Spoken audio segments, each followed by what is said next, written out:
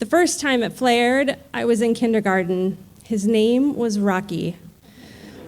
Rocky was a tow-headed boy who wore an Evel Knievel costume for our Halloween parade.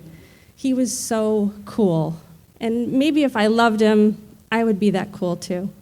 I was done for. I fell in love. He was the one. It was fated to be forever.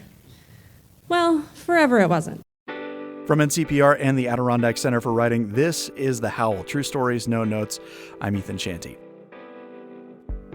Thanks so much for joining us for another episode. This is a special episode because I am bringing in my friend and colleague, Radio Bob Sauter, who hosts Radio Bob's Rhythm and Blues show every Wednesday afternoon from 3 to 5 on North Country Public Radio, spinning the classics since rock and roll was invented, pretty much. That's what you say, right? Since CDs were invented? Something like that, yeah. Something like that.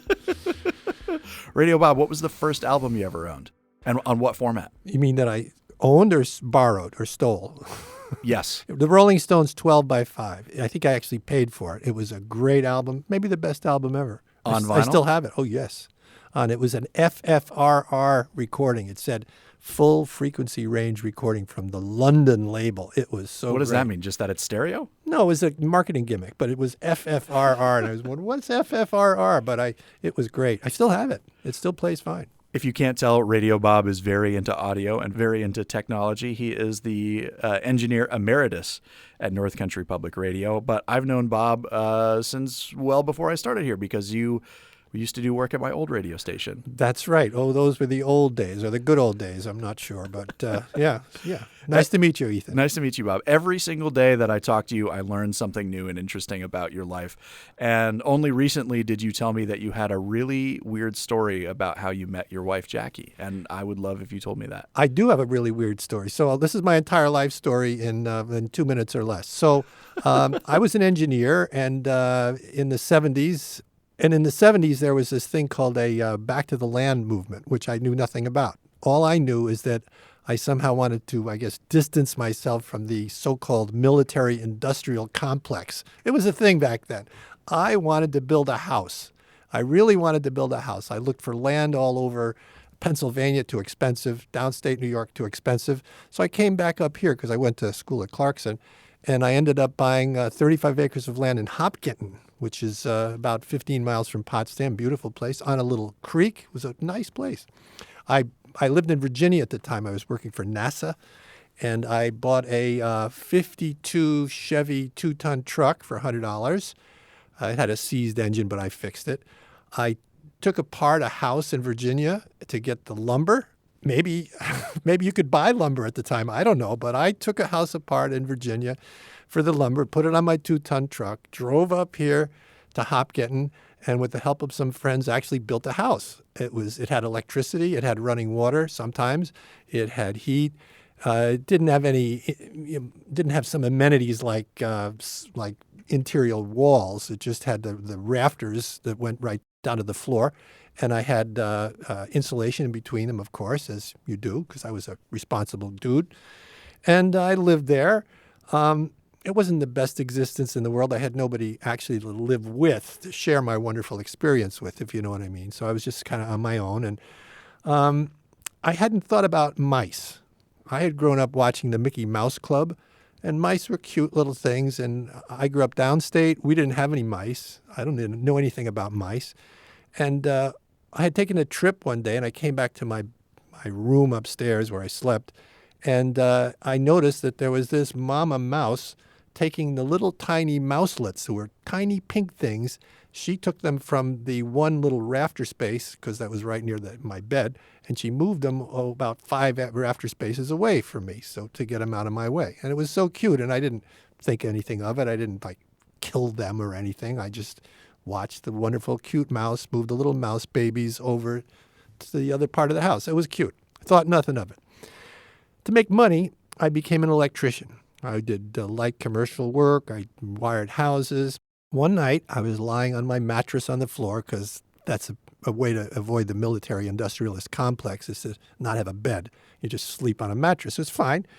And I had a dream that I was standing on a ladder, and I was wiring an overhead light fixture, and the wire, which happened to be dangling from the light fixture, touched me on the nose and gave me a shock.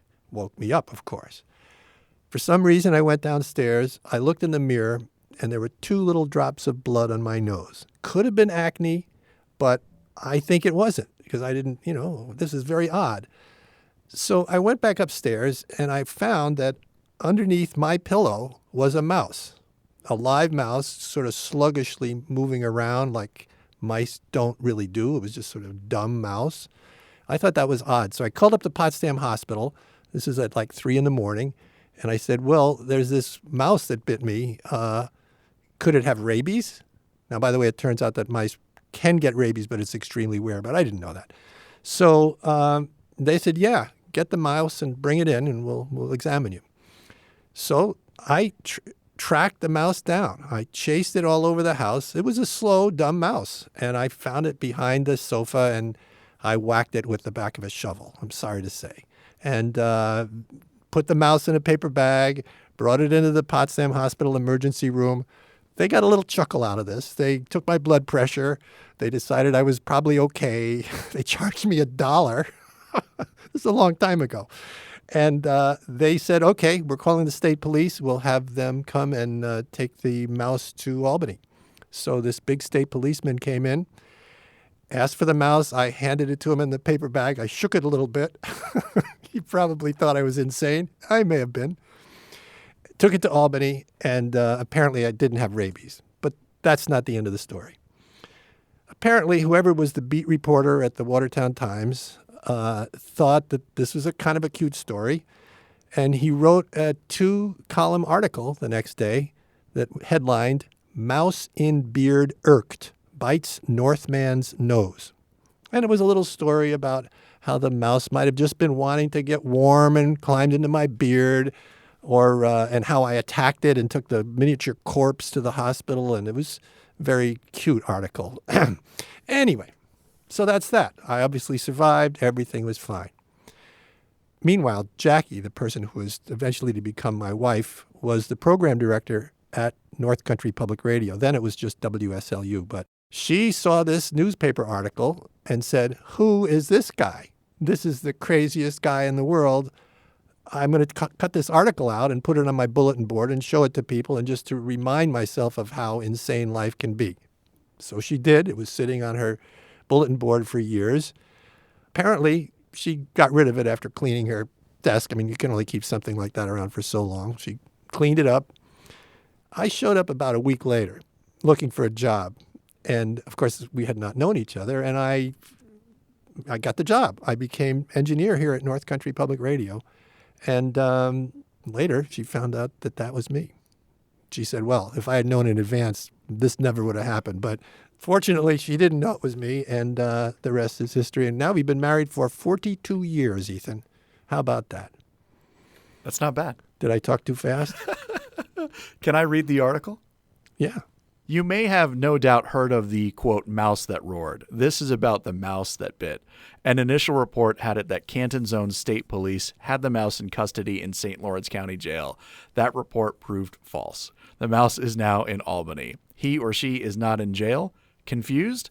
Early Thursday morning, Robert G. Sauter, 27, who lives between Hopkinton and Lake Azonia, woke up to find a visitor in his beard. Some speculate that the visitor was trying to get warm. Some think the visitor may have been trying to build a nest, sort of set up housekeeping. According to Canton State Police, Mr. Sauter was sleeping on a mattress on the floor of his home at the time. The visitor, a mouse lounging in the dense growth, was disturbed at the same time that Mr. Sauter was disturbed. They both awoke at the same time. The mouse bit Mr. Sauter on the nose. Whether the act was provoked or not is uncertain, but it was definitely painful for the wearer of the beard.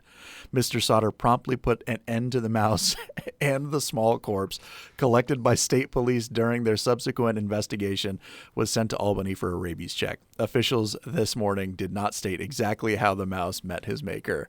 Mr. Sauter was treated after the attack at Potsdam Hospital and released. And the rest is history. So. Thanks, Bob. Thank you, Ethan. By the way, you can read that article about the mouse biting Bob's nose by visiting ncpr.org/howl. Let's get to another love story. This one was told live on stage at the Howell Grand Slam in Canton back in January of 2024. Here's Johanna Martin.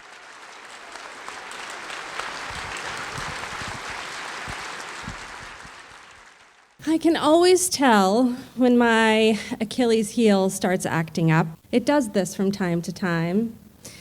My Achilles heel has brought me to my knees, sometimes out of nowhere like a lightning bolt with perfect aim. Other times it's a slow burn.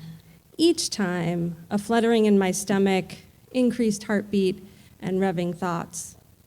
The first time it flared, I was in kindergarten. His name was Rocky. Rocky was a tow-headed boy who wore an Evel Knievel costume for our Halloween parade. He was so cool. And maybe if I loved him, I would be that cool too. I was done for. I fell in love. He was the one. It was fated to be forever. Well, forever it wasn't. Shortly thereafter, my Achilles heel acted up again. This time it was Scotty. Scotty had hazel eyes that sparkled and a freckled face with dimples. He told me he loved me as we passed each other in front of our third grade classroom in the hallway. And I had never heard the L word from anyone other than my family before. And even though this was the only thing Scotty ever said to me, I just knew he was the one. I fell in love. It was fated to be forever. Forever, it wasn't. I thought maybe I needed to see a doctor about my Achilles heel because it really seemed to be a problem about once a year all throughout my early school years. After Scotty, it was Keith, and then Jim, and then Brian. Brian was the first boy I talked to on the telephone, the kind of phone with a long, curly cord I would pull onto the landing between the kitchen and basement doors so my parents wouldn't hear. Brian had an earring in one ear and a skateboard and was the brooding, silent type. Maybe if I loved him, I too would think deep thoughts. I was done for. I fell in love. He was the one. But by the time I got to 8th grade, Brian didn't stand a chance next to Tim. Tim was an undercover poet who wrote to me pages of notes folded into intricate squares, passed between friends, or left in my locker. Effusive and assured in his love for me, I had no choice but to fall in love with him back. And this was 1986, and with this love, I would have my first kiss. There is nothing like it. A first kiss filled with that anything's possible magic. I was really done for now. He was the one. Being a teenager with a pesky Achilles heel was admittedly kind of fun. Flare-ups came more frequently and died off just as fast. I never even felt the pain. There was Adam and Dave and Mark and Matt, and I was kind of getting used to it. I just thought everyone had one of these, so I never really questioned it. I went off to college. And during that first week of class, I saw him there across the lawn, the most beautiful boy I had ever laid eyes on. Carlton was tall with a swoop of dirty blonde hair. It would be 3 years before we would meet.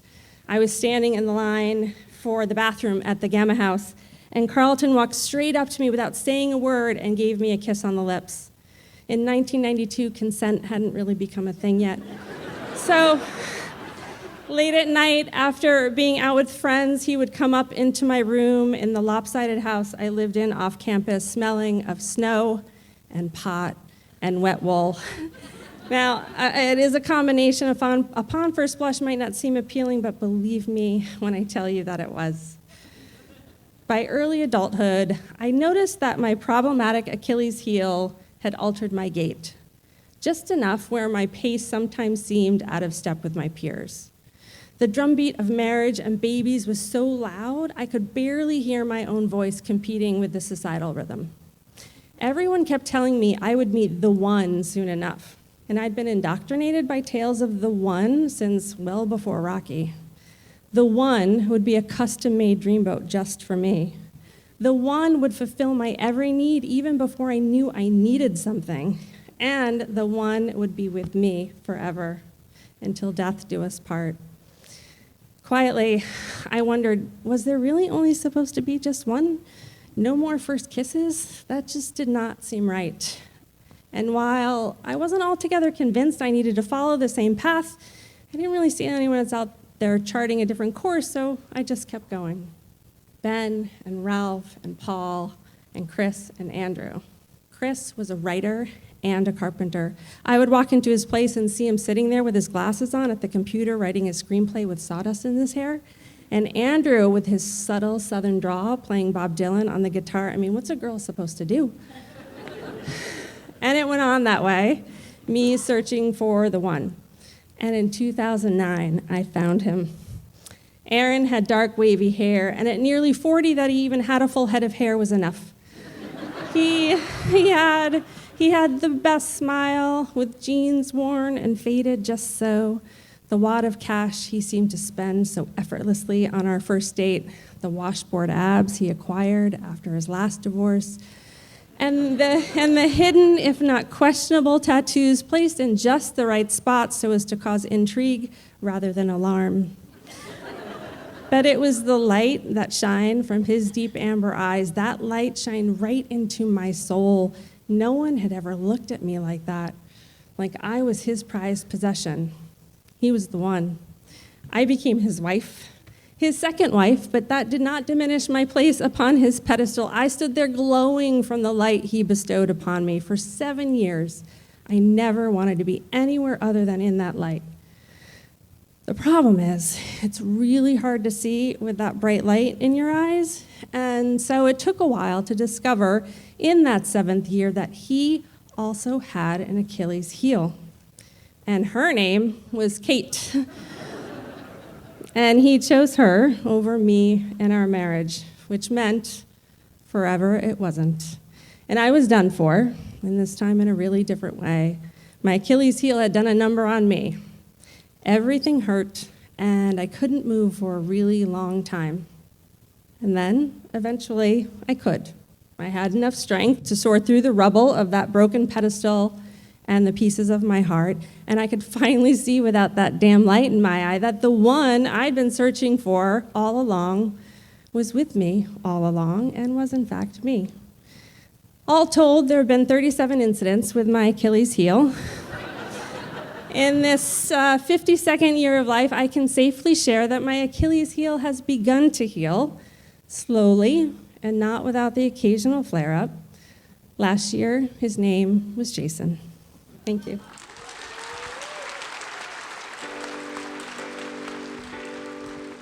That's going to do it for today's episode of the show. Come back next week for the season finale. Just in time for Halloween, we'll hear from UFO enthusiast Dave Prosper. The Howl is written, produced, and edited by me. I'm Ethan Shanty. David Summerstein is our script supervisor. Doyle Dean is our production manager.